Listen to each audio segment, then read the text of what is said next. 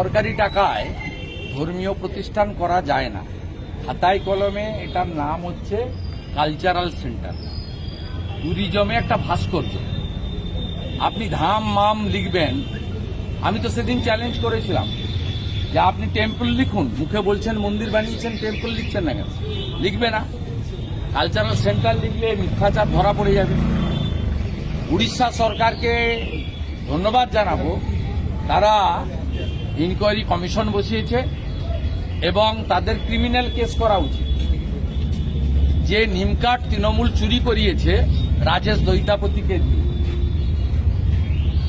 রাজেশ দৈতাপতিজির বিরুদ্ধে আমার মনে হয় ক্রিমিনাল অ্যাকশন নেওয়া উচিত এবং তাকে যদি উড়িষ্যা পুলিশ কাস্টডিতে নেয় তাহলে মমতা ব্যানার্জিও অ্যারেস্ট হবে।